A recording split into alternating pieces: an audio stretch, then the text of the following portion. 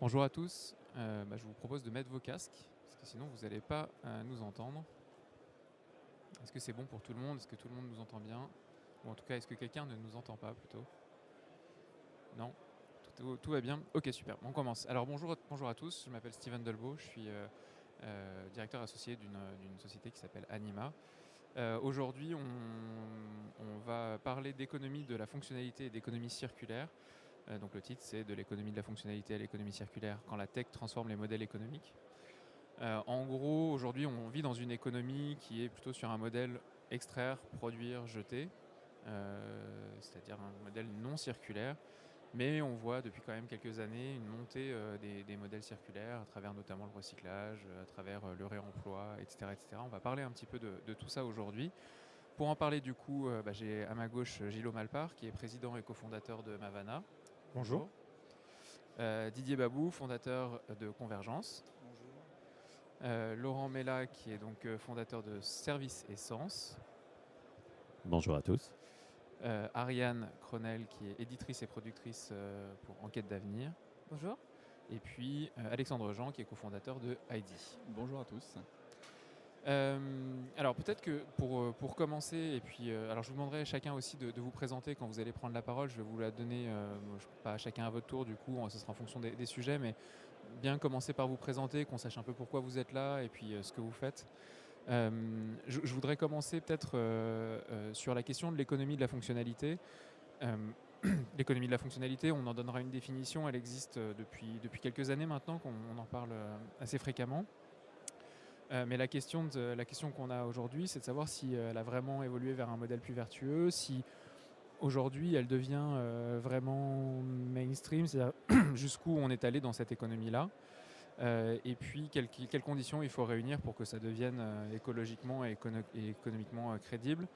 Gilot, je vous propose de commencer cette conférence en nous expliquant un peu donc, plus précisément ce que c'est que l'économie de la fonctionnalité et puis d'essayer de commencer à répondre à cette question. Merci. Je pense que beaucoup de personnes connaissent à peu près le terme économie de la fonctionnalité. Maintenant, ça prend différentes dimensions, différentes façons de la mettre en œuvre. Je vais tenter de donner quelques exemples. Alors, si j'en oublie, peut-être que j'y reviendrai un peu plus tard. Beaucoup des exposants qui sont ici sont fabricants de matériel à l'origine. Et depuis maintenant, je pense, une vingtaine d'années, on a beaucoup entendu parler de Product as a Service. C'est-à-dire qu'on a essayé de tenter de changer son modèle économique, où avant on vendait le matériel et maintenant on veut vendre des abonnements. À ce sens, dans la définition première de l'économie de la fonctionnalité, c'est pas encore vraiment ça.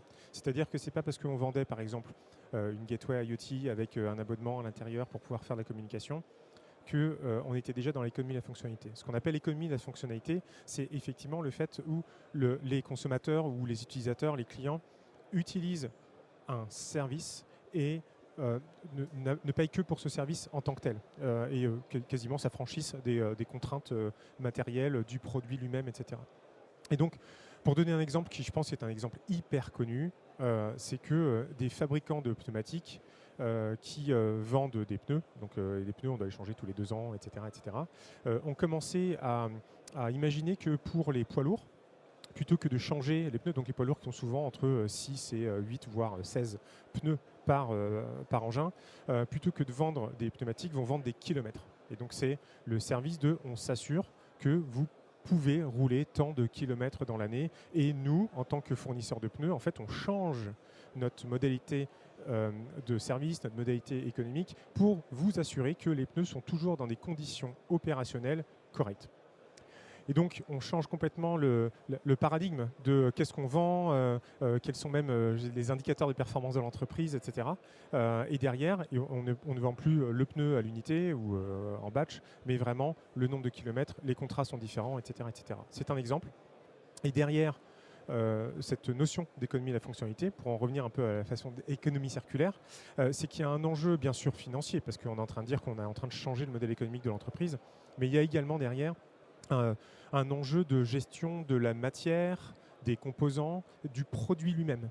Vous imaginez bien que lorsque l'on vend des pneus, l'intérêt, c'est de vendre le plus de pneus possible tous les ans, avec la mieux de marge, alors que quand on vend des kilomètres, l'intérêt, c'est de vendre et de produire le moins de pneus possible et faire le plus de kilomètres avec. Et donc on est déjà en train de commencer à rentrer dans un changement de paradigme dans la réflexion de la conception de ces produits. Il faut qu'ils soient les plus durables possibles, parce qu'à chaque fois qu'on remplace un pneu, en tant que fabricant de pneus, c'est du coût pour soi, qui n'est pas un surcoût pour le client. Et donc, on a intérêt à faire en sorte que tout ça puisse durer. Voilà pour une définition pour l'instant. Merci beaucoup. Alors Didier, il se trouve que vous travaillez justement sur cette partie. Pas, en fait. Ah, ok. En fait,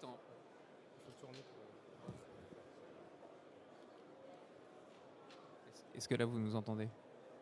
Oui.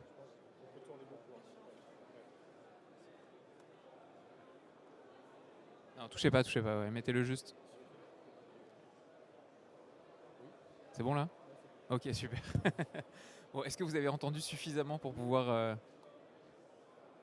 répondre à la prochaine question? Ouais. Alors, il faut bien parler dans le micro en revanche, parce que sinon, on ne va pas vous entendre. Oui, donc du coup, vous travaillez principalement dans le domaine de l'éco-conception, mais de l'électronique. Oui. Comment est-ce qu'aujourd'hui, on arrive à faire en sorte justement d'avoir une durabilité des composants électroniques, enfin en tout cas des outils électroniques qui puissent permettre justement de rentrer dans l'économie de la fonctionnalité, etc. Okay. Alors déjà, ce que tu as présenté, c'est une bonne introduction pour l'économie de la fonctionnalité. Il faut déjà rappeler que l'éco-conception, en fait, au même titre que l'économie de la fonctionnalité, c'est un des 7 piliers de l'économie circulaire, hein, c'est la définition de l'ADEME. Et donc, moi, je considère que l'éco-conception, en fait, c'est un gage en s'intéressant au cycle de vie du produit, parce que c'est quand même centré sur la pensée cycle de vie.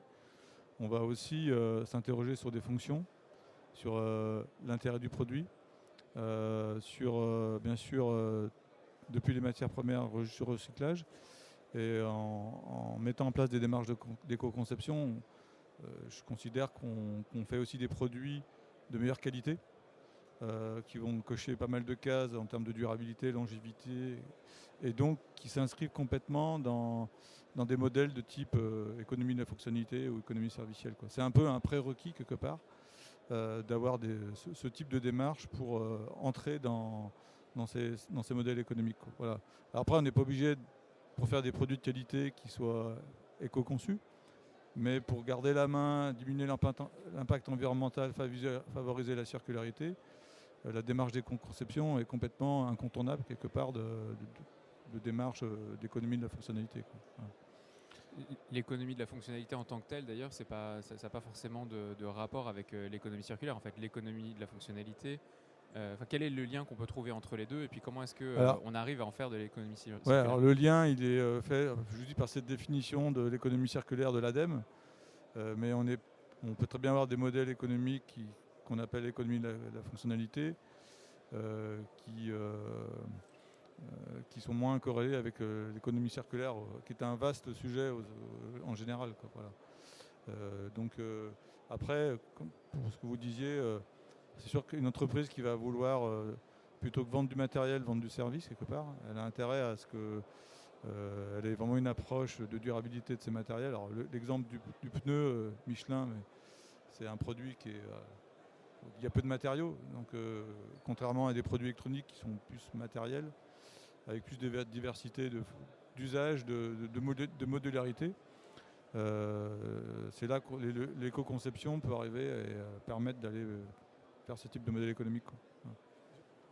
Je vais juste préciser, dans le pneu, il y a de l'électronique. En fait, c'est aussi ça qui permet l'économie de la fonctionnalité pour Michelin, c'est de superviser en tout temps quel est l'état d'usure de pneus, son état de gonflement, etc. Donc il y a des capteurs.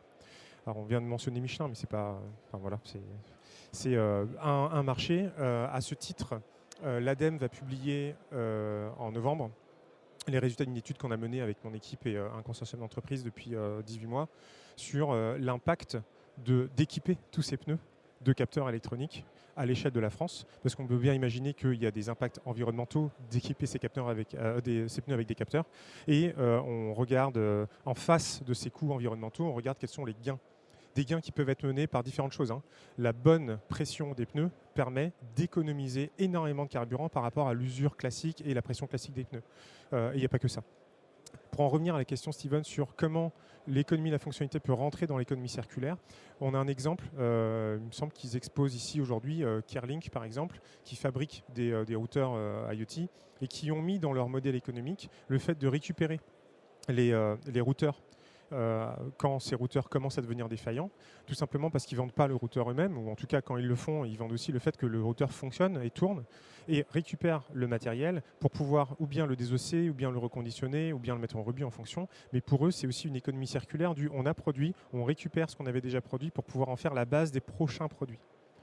Dès lors qu'on rentre dans cette fonctionnalité et on ne monte pas le produit, on a un intérêt à récupérer la matière première pour des économies de coûts aussi. Peut-être Laurent et Ariane sur ce sujet-là, toujours de comment est-ce qu'on arrive à faire en sorte que l'économie de la fonctionnalité devienne plus vertueuse et que ça devienne un modèle du futur. Quelles sont peut-être les étapes qui restent à franchir en fait? Eh bien, alors il y a beaucoup de choses à dire. J'accompagne les transformations servicielles depuis plus de 15 ans.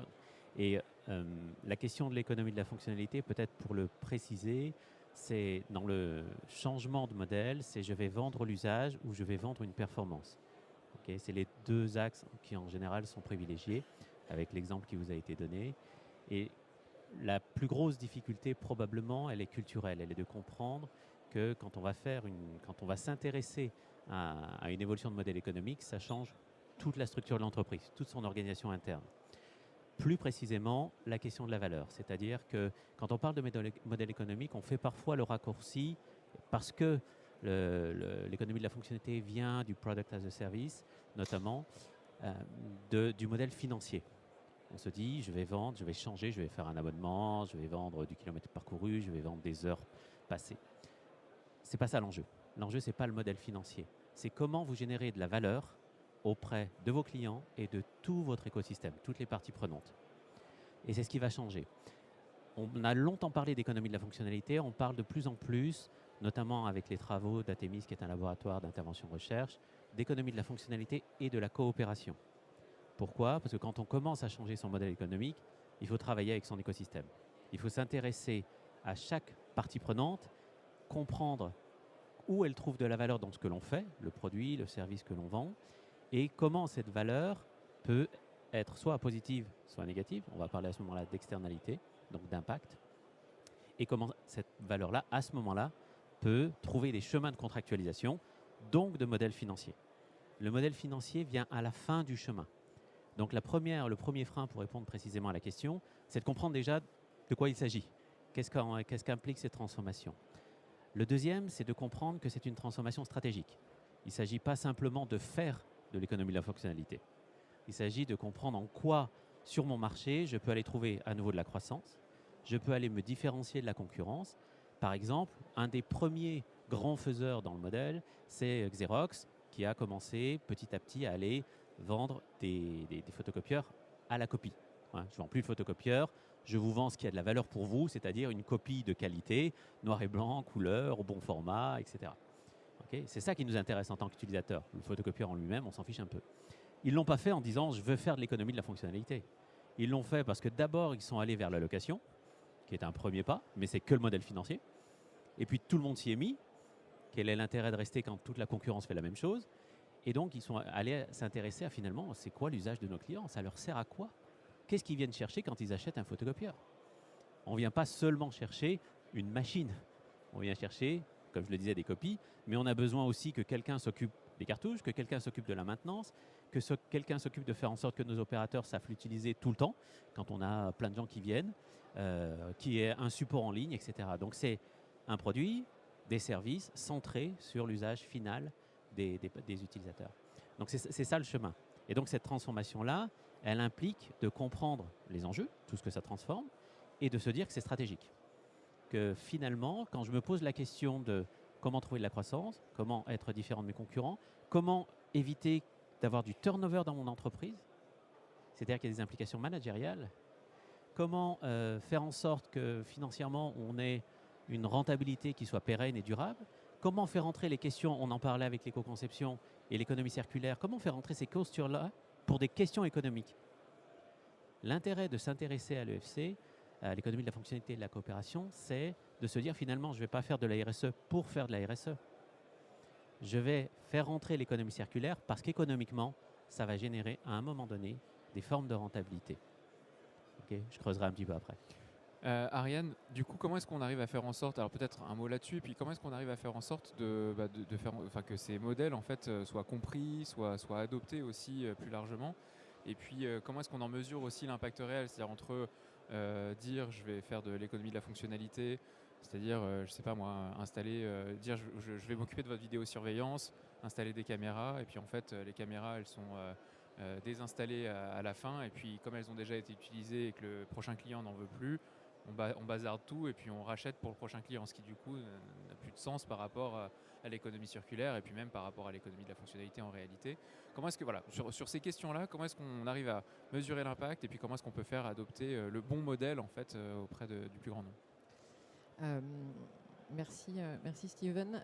Alors en 2 mots, donc, moi je produis un podcast depuis maintenant 3 ans qui s'appelle Enquête d'avenir, où j'explore un peu de manière prospective les transitions systémiques, donc ce sujet-là, mais pas que. Et par ailleurs, voilà, j'ai une activité de conseil et je travaille notamment avec des entrepreneurs en intelligence artificielle. Donc je suis entièrement d'accord avec ce qu'a dit Laurent Mella. Je souscris à 100%. Mais je pense qu'on ne peut pas, quand on pense changement de modèle, on n'est pas seulement dans l'arrivée on va dire, d'une autre logique qui est celle de la fonctionnalité, qui est celle de l'économie circulaire. On peut pas juste se dire, voilà, c'est un élément d'un système existant et puis ça va améliorer ici ou là quelques petites choses. L'exemple des pneus est un bon exemple, l'exemple de Xerox aussi qui est assez connu. Je pense qu'on ne peut pas faire l'économie de se questionner sur la notion de valeur. Et Laurent l'a dit plusieurs fois, on associe aujourd'hui valeur à rentabilité financière.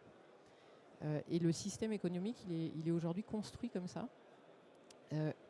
Or, quand on commence à travailler sur les problématiques de recyclage, par exemple, il y a beaucoup de projets de recyclage qui ne trouvent pas leur équation économique.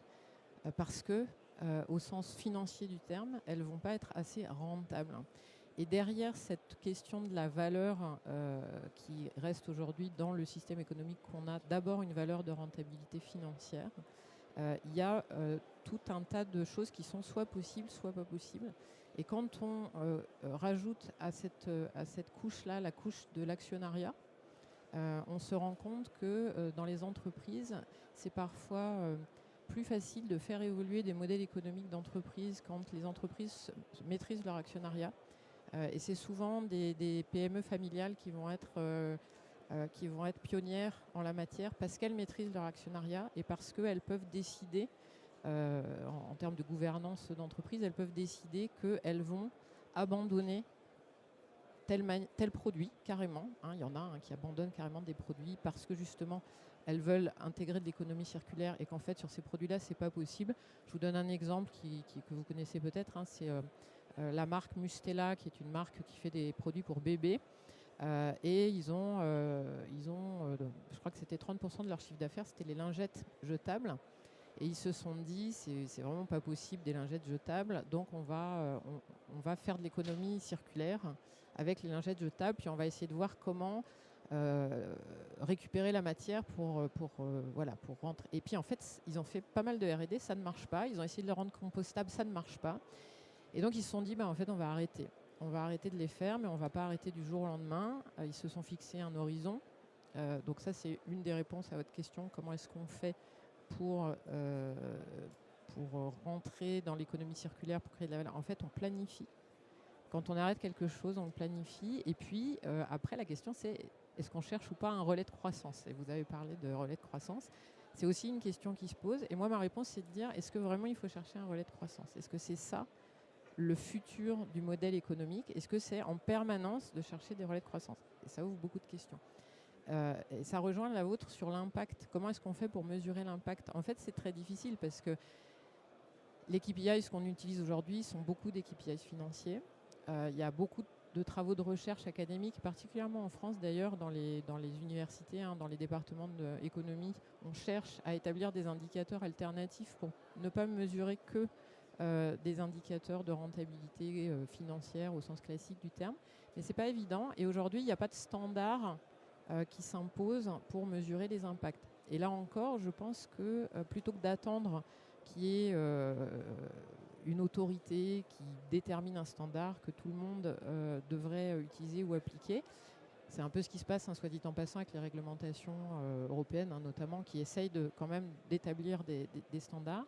Je pense que les entreprises peuvent, parce qu'elles connaissent très bien leurs produits, parce qu'elles sont dans une logique de développement de valeur de service et pas seulement de valeur financière, elles-mêmes s'emparer de ces sujets, des indicateurs, et se dire, OK, comment est-ce que je m'assure que, au lieu de déplacer les impacts, vraiment je les réduis d'un point de vue environnemental. Mais aujourd'hui, le champ, il est complètement ouvert. Et la manière dont on peut collectivement, je pense, pousser les acteurs à s'emparer de ces sujets-là, c'est aussi de rendre ça désirable. Et là, évidemment, tout l'environnement médiatique au sens très large du terme, mais moi je pense en particulier à la publicité, il a un rôle à jouer pour rendre ces produits-là, ces modes de fonctionnement-là désirables. Vous avez Dartimax, par exemple, qui est de cette logique d'abonnement où quand vous achetez de l'électroménager, en fait, vous payez un abonnement mensuel et ils viennent réparer autant de fois que nécessaire votre lave-linge ou votre lave-vaisselle. C'est des exemples de choses qui commencent à rentrer dans les mœurs, qui deviennent désirables parce qu'elles rendent un service. Mais quel poids ça fait par rapport aux publicités que vous voyez toute la journée qui vous montrent que quand on conduit une nouvelle voiture, c'est quand même super chouette. En plus, il n'y a jamais de bouchons dans les pubs pour les voitures. Il n'y a jamais de difficultés, il n'y a jamais d'accident. Tout va bien, on est tout seul. Il n'y a jamais les enfants qui braillent à l'arrière et tout. Voilà, donc il y a tout un travail à faire là-dessus. Ce qui est marrant, c'est que ce que vous venez de dire, ça m'a fait penser à quelque chose. Moi, j'ai une chaudière à gaz et du coup, tous les ans, il y a quelqu'un qui vient pour vérifier qu'elle fonctionne bien. Et si jamais j'ai un souci, j'appelle et on vient pour la réparer. C'est vrai que c'est quelque chose qu'on ne fait pas pour sa machine à laver ou pour son frigidaire et qu'en fait, on pourrait tout à fait faire. Bon, après, je ne sais pas s'il faut que tous les ans, il y ait quelqu'un qui vienne vérifier son frigidaire, mais en tout cas sur la question on peut le dégivrer tous les ans, oui, déjà. Soit tout seul, et en tout cas le congélateur, et ça permet déjà de prolonger sa durée de vie. Peut-être, du coup, Alexandre, on en vient enfin à vous. On est très nombreux, mais est-ce que vous pouvez nous expliquer un peu comment Heidi finalement s'inscrit exactement dans tout ce qu'on vient de dire? Parce que je pense que vous êtes un bon exemple de cette économie de la fonctionnalité qui a su émigrer vers l'économie circulaire, vers la frugalité, etc. Alors, nous, Heidi, on a conçu une solution de remanufacturing de systèmes informatiques qui est le fruit de la combinaison de notre démarche numérique responsable et de l'économie de la fonctionnalité et de la coopération. Donc on intervient chez des clients qui sont industriels, dans l'aéronautique, la défense, et qui ont des systèmes informatiques qui commencent qui sont vieillissants, qui sont plus performants, qui ont des problèmes de sécurité. Et donc quand on intervient sur ces systèmes-là, on vient installer des équipements reconditionnés, et notamment des serveurs.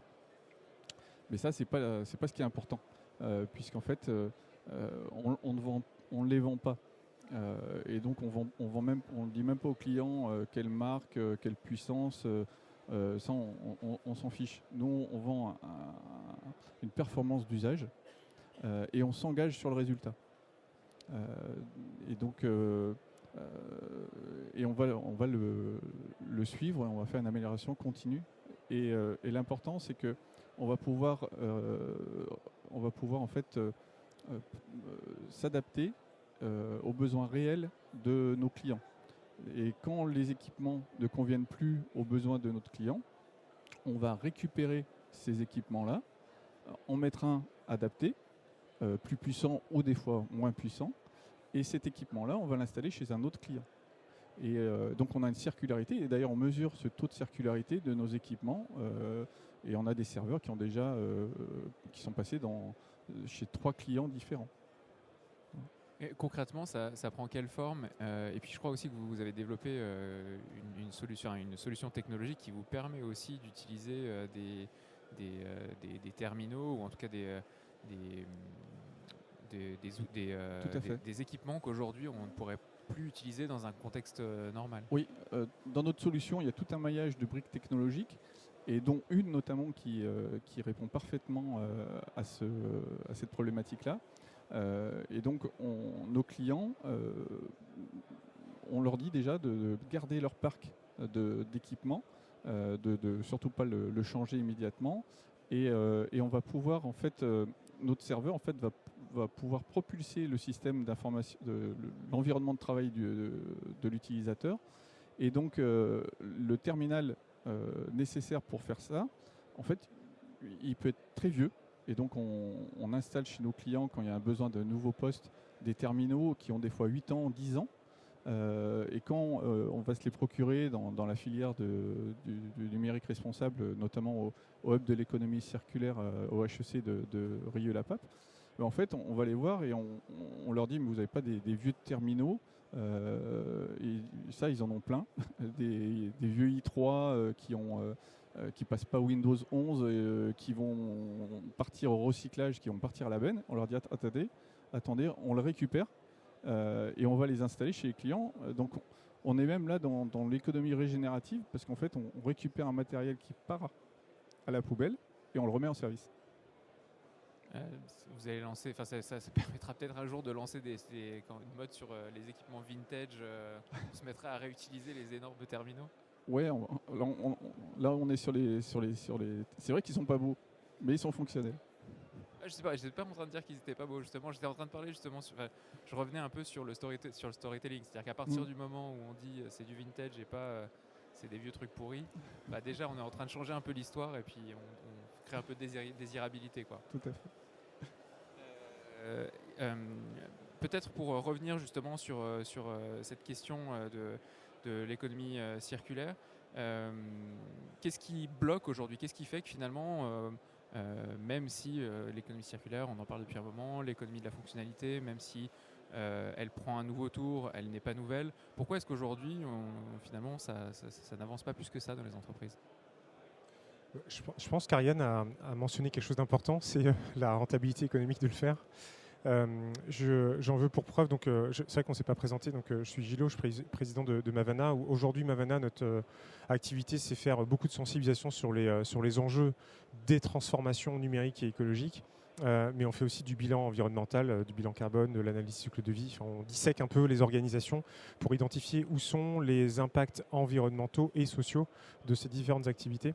Et quand on travaille là-dessus, et quand dans mon ancien métier où j'étais fabricant d'objets connectés, on étudie un peu la possibilité de récupérer le matériel pour le remettre en condition. On se rendait vite compte que dès lors qu'il y a une opération humaine, dès lors qu'il y a un transfert de matière, de la logistique, etc., il y a des coûts. Et donc, si on vend, je prends des exemples ici, des gens qui vendent des petits capteurs à $10 ou 10 €, et que le fait de le récupérer, c'est aussi quelques minutes de temps humain qui, d'un point de vue coût, vont coûter largement le coût du produit, c'est un frein. Enfin, c'est directement l'enjeu économique fait que en fait, il vaut mieux que je reconstruise un nouveau produit. Alors c'est une expérience personnelle, je ne peux pas dire que c'est une règle, mais j'ai identifié en faisant un peu tout ça qu'une des barrières que j'ai trouvées, c'est que au-dessus de 100 € de coût de production d'une machine, etc., il est certainement très intéressant d'aller faire de l'économie circulaire. Alors, ce n'est pas le coût d'un pneu, enfin, quoique les pneus, ça coûte cher aussi.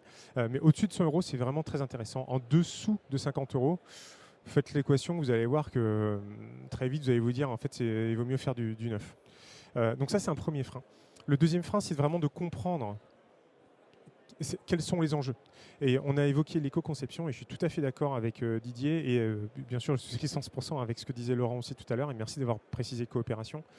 C'est que en faisant, dans la démarche d'éco-conception, on mène le travail de où sont les flux énergétiques, de matière, qui sont les parties prenantes qui sont intégrées ici et là.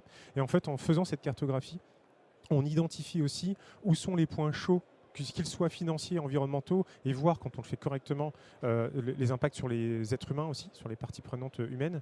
On arrive à identifier en fait les endroits où on sait qu'il y aura un blocage, et d'autres où en fait, c'est bon, si on y réfléchit, si on prend les personnes par la main pour bien expliquer, alors à ce moment-là, on peut lancer la transformation. Et là, j'ai envie de dire, c'est au cas par cas un peu. Enfin, c'est chaque entreprise qui doit un peu connaître son ADN, sa culture d'entreprise, sa supply, etc., pour pouvoir identifier ça. Ariane ? Oui, je pense qu'on ne peut pas faire l'économie de s'interroger sur les incitations fiscales, si on veut lancer un nouveau modèle économique et qu'on veut favoriser l'économie circulaire par rapport à cette problématique de coût que mentionnait Gilot.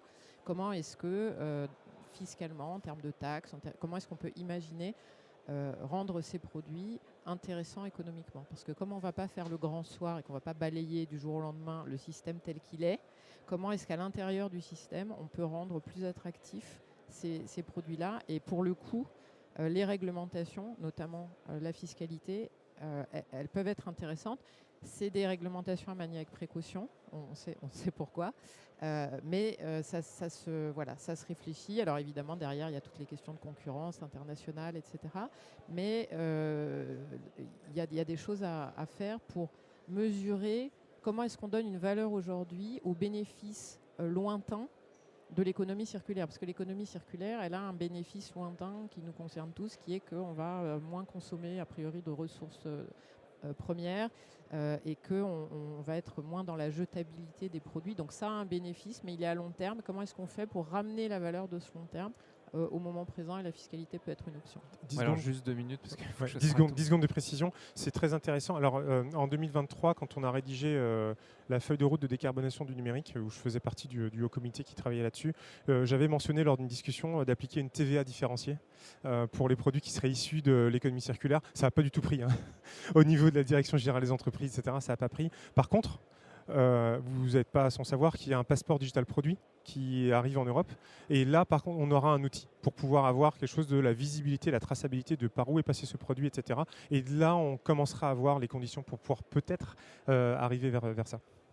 Juste pour compléter le cadre et pour donner un exemple. Les organisations publiques ont besoin aussi de montrer l'exemple. Si on veut vraiment inciter l'ensemble de l'économie à bouger, par exemple, quand on fait un appel d'offres, pourquoi sépare-t-on l'opérationnel, le fait de l'utilisation, les frais de fonctionnement, de l'investissement? Si on fait quelque chose de différencié où on les sépare, on ne peut pas changer le modèle économique, puisqu'il y a un budget pour acheter et un budget pour faire fonctionner. Or, l'économie de la fonctionnalité, c'est de mixer les deux. Je ne vends plus le matériel, je le mets à disposition et j'en vends l'usage ou la performance. Donc ça, dans un marché public, c'est impossible. Okay, structurellement. De la même manière, on parlait d'incitation fiscale. Vous êtes un agriculteur, vous avez le choix, acheter un tracteur, une moissonneuse-batteuse ou la prendre à l'usage. Vous avez une incitation fiscale à défiscaliser si vous achetez. Comment vous voulez emmener l'ensemble de l'économie si la structure qui est autour ne permet pas ça? Donc on a une question d'exemplarité aussi des pouvoirs publics là-dessus. En créant ID, est-ce que vous vous êtes fermé des portes aussi? Est-ce qu'il y a des choses que vous ne pouvez pas faire par rapport à vos concurrents? Quelles sont vos limites en fait? Les limites, c'est juste, c'est d'ailleurs aussi le frein qu'on a nous quand on a des nouveaux projets, c'est la confiance. Et c'est vrai que c'est difficile d'avoir la confiance des clients quand on leur explique le nouveau modèle économique et que dans notre cas, qu'on va venir installer des serveurs reconditionnés et ils ne seront pas propriétaires de cet équipement-là, là c'est compliqué. Quand c'est nos clients qu'on suivait sur des modèles plus traditionnels, la confiance, elle est là, donc c'est facile, presque. Mais par contre, quand on aborde des nouveaux clients, là c'est compliqué. Et sur les questions de puissance aussi, si jamais vous avez besoin si jamais un de vos clients a besoin d'énormément de puissance directement sur son terminal, du coup, comment vous faites à ce moment-là?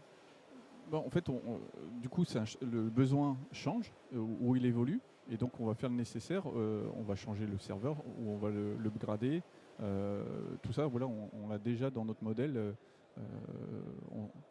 C'est déjà pensé et ça arrive régulièrement. Disiez peut-être aussi sur la question du numérique et de la circularité du numérique aujourd'hui. Qu'est-ce qu'on peut faire en fait quand on conçoit un nouveau matériel électronique pour pouvoir s'assurer du fait que derrière il va pouvoir rentrer dans un cycle en fait. Est-ce qu'on réfléchit à la modularité? Est-ce qu'on peut envisager de créer des composants qui seraient directement réutilisables, recyclables? Comment est-ce qu'on peut penser cette réutilisation du numérique? Donc là, vous faites vraiment les aspects de l'éco-conception et pas forcément de l'économie de la fonctionnalité. Donc effectivement, quand on a cette vision cycle de vie, l'objectif de la démarche, c'est d'adduire autant que possible les impacts à chaque étape du cycle de vie. Et donc, dans une difficulté d'électronique, ça dépend des types d'électronique, parce qu'il y a plein de familles, entre l'électronique de puissance ou d'électronique numérique au calcul, on va avoir, puis ça dépend des marchés aussi, des marchés industriels qui sont sur du long terme ou des marchés grand public qui sont à des durées de vie de quelques années. On n'a pas forcément les mêmes leviers, quoi. Donc après, c'est de choisir effectivement des électroniques qui soient, en termes de conception d'architecture, qui soient plus frugales, de choisir, dimensionner, choisir des composants qui soient peut-être avec des technos un peu moins avancés. Penser modularité pour pouvoir faire de la réparation ou de l'upgrade aussi, parce que de fonctionnalités. Bien sûr, inclure les questions logicielles logiciels embarqués. Donc, il y a plein de possibilités pour mettre sur le marché des produits qui ont une empreinte, on va dire, la plus maîtrisée possible, quoi. Et je ne parle même pas de la phase d'usage, où là, on a des questions d'impact qui vont être liées à la consommation d'énergie. Mais il y a quand même de plus en plus de possibilités d'aller faire des électroniques basse consommation grâce aux nouvelles technologies, quoi. Donc c'est plein de paramètres, ça dépend des cas d'usage. Donc on revient à l'économie de la fonctionnalité, c'est déjà comprendre les usages, la façon dont les produits sont utilisés, qui dimensionne aussi la démarche d'éco-conception, quoi. De toute façon, l'éco-conception en tant que telle, ça n'a pas vraiment de valeur, quoi. C'est de la valeur, mais il faut que ça soit raccordé au modèle économique. Donc je dirais que c'est un outil qui est une démarche qui est au service de l'économie de la fonctionnalité, quoi. Quelles sont les filières, là, peut-être dans les 5 ou 10 prochaines années, qui sont les plus en avance et qui pourraient mettre en place massivement l'économie de la fonctionnalité avec cette ambition vertueuse? Quelqu'un qui veut se lancer là-dedans? C'est difficile, j'allais laisser la parole à Ariane parce qu'elle anime un podcast où j'imagine que les gens parlent de ça, mais je vais tenter une réponse. Première chose, c'est, je pense, les marchés où les fabricants sont très bien intégrés dans leur chaîne de valeur et ont cette capacité à ou bien faire de l'éco-conception en pensant un peu à qu'est-ce qui se passe à la fin pour récupérer, donc de vraiment rentrer dans le cycle et non pas le linéaire du produit. Et à ce titre, juste pour préciser ce que disait Didier, parmi les bonnes pratiques, on sait par exemple que quand on a la capacité de faire un produit électronique et qu'on peut éviter de vernir le PCB, eh ben, c'est plus facile après pour récupérer des composants. Quand on fabrique un objet et qu'on peut éviter d'utiliser des procédés de collage et plutôt du vissage, alors c'est plus facile aussi après pour récupérer sans casser, etc., etc. Donc il y a des petites pratiques comme ça qui sont toutes bêtes, qui parfois font appel à des choix d'engineering et de design. Alors sans dire que quand on fait un design sobre et éthique, alors il est moins beau, c'est juste il faut y réfléchir. Il faut réfléchir à ce design. Et parfois, il y a aussi un enjeu économique. Ça coûte peut-être plus cher d'avoir des vis que de la colle au début.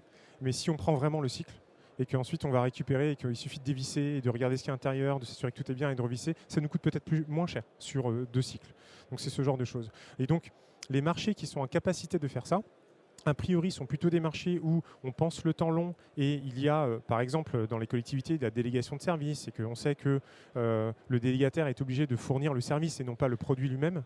Alors, à ce moment-là, on peut espérer que le délégataire qui va durer entre 3 et 15 ans en fonction de est-ce qu'on parle de compteur d'eau ou éclairage public, eux vont avoir intérêt à aller récupérer les produits défaillants, les remettre en circuit, etc. pour éviter les coûts. Et contractuellement également, et on le voit de plus en plus, les collectivités obligent à avoir de la réversibilité ou de l'interopérabilité pour que le jour où un délégataire perd son marché, qu'il y en a un autre qui arrive, alors les produits ne sont pas mis au rebut parce que l'autre vient avec son autre gamme de produits. Et donc je pense que là-dessus, il y a quelque chose à travailler. Alors j'ai envie de dire c'est de la niche, même si ce n'est pas de la niche, parce que les collectivités, il y en a quand même beaucoup en France. Mais c'est un des secteurs où je vois qu'il y a quelque chose qui peut se mettre en place. Laurent ? Pour compléter, donc je suis tout à fait d'accord avec ce qui vient d'être dit. Les premiers secteurs qui ont fait le pas, c'est d'abord le secteur informatique, parce qu'on peut prendre la main à distance, on peut faire du service à distance. Donc il y a eu un intérêt assez rapide dans les stratégies des différentes entreprises.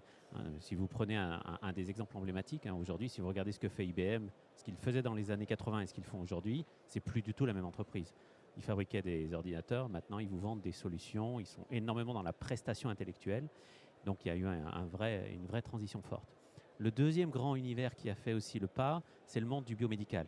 Les équipements biomédicaux, les scanners, les IRM. Aujourd'hui, très peu d'IRM sont vendus. On les met en place et on en garantit la performance, l'usage, l'évolution, etc. Ce qui est important à comprendre, en fait, pour se dire mais dans quel secteur je pourrais le faire, c'est finalement, il y a 2-3 conditions. La première, c'est qu'en tant que fournisseur d'une technologie, d'un produit, je dois avoir le contact direct avec l'utilisateur final. Et ça, c'est fondamental. Parce que je vais contractualiser avec lui d'une façon ou d'une autre, quel que soit le modèle financier qu'on pose dessus. Et donc, si je n'ai pas la main directement, à ce moment-là, j'ai un problème parce que je ne vais pas maîtriser les usages, je ne vais pas pouvoir m'engager sérieusement sur la performance. La deuxième condition, c'est la capacité d'innover. On ne switch pas de modèle sans ajouter quelque chose ou modifier quelque chose. L'exemple de Michelin, ils ont rajouté tout un tas de technologies dans le pneu, de capteurs, de choses comme ça, pour pouvoir les piloter. Donc, à chaque fois, il faut rajouter quelque chose. En tout cas, il faut avoir de l'innovation. Ça ne suffit pas simplement de dire je vais prendre le même produit et je change juste le modèle. Non, ça ne marche jamais. La troisième condition, c'est d'avoir une vision systémique, de bout en bout. On parle d'analyse du cycle de vie. C'est je suis propriétaire de l'équipement. Donc, à la fin, c'est moi qui gère la fin de vie. C'est moi qui dois faire en sorte qu'il soit le plus robuste possible, qu'il dure le plus longtemps possible. Donc, c'est bien à moi de gérer toutes les questions qui sont liées aux questions d'impact environnementaux, voire sociaux et sociétaux. Et la quatrième condition, quel que soit le secteur d'activité, c'est d'avoir la capacité à intégrer les parties prenantes, de ne pas vouloir faire seul. Parce qu'on n'est jamais seul. Aucune entreprise ne réussit seule, ça n'existe pas. C'est à chaque fois parce qu'on a des fournisseurs, des prestataires, des partenaires, des sous-traitants. Eh bien, tout cet écosystème-là, au lieu de le regarder sous la forme transactionnelle, je t'achète quelque chose, ok, eh bien, on va chercher à coopérer. Et la coopération, ça ne se décrète pas.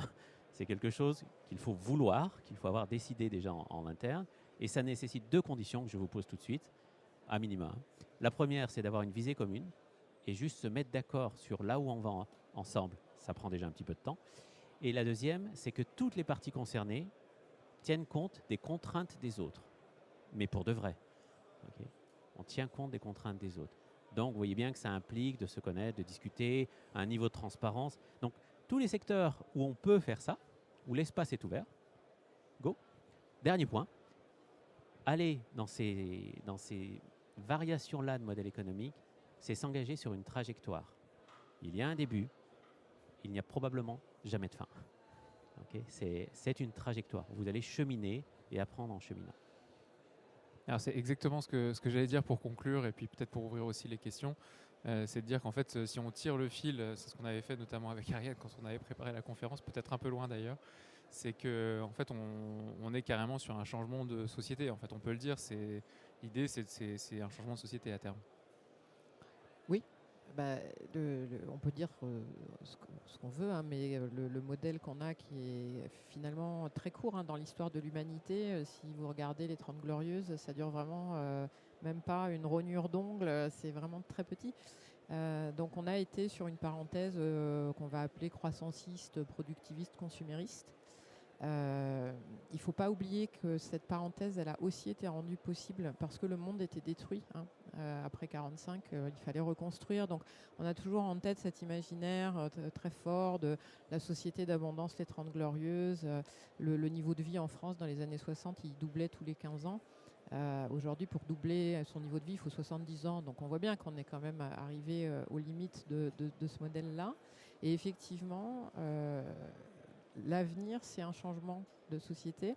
Et pour rebondir sur ce que disait Laurent, avec qui je suis toujours d'accord, visiblement, il faudra qu'on discute après, parce qu'on a l'air d'accord.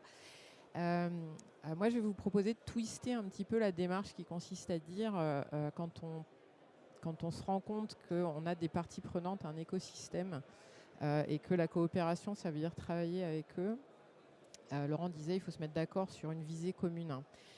Et moi, je vais vous proposer d'abord de vous mettre d'accord sur ce que vous ne voulez pas voir advenir. Parce que c'est assez compliqué, en fait, de se mettre d'accord de manière consensuelle sur une visée commune, absolument commune. On le voit en politique, on n'est jamais d'accord sur ce qu'on veut. Moi, je travaille beaucoup avec des élus. Selon les convictions des uns et des autres, l'horizon désirable n'est pas le même pour tous.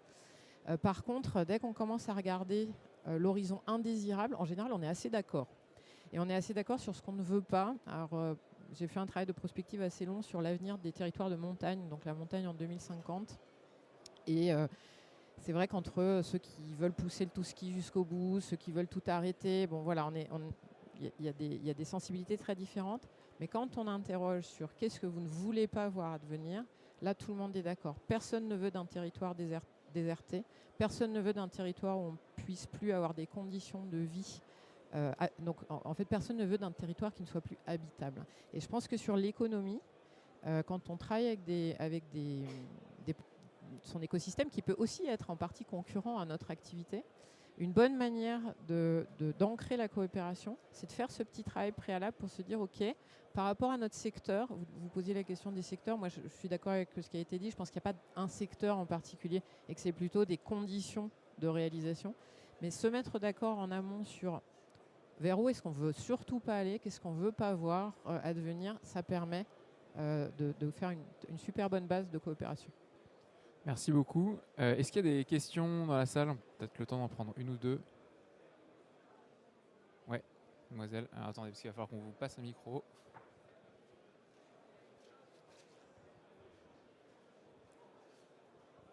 Bonjour, moi j'avais une question par rapport plus à ID.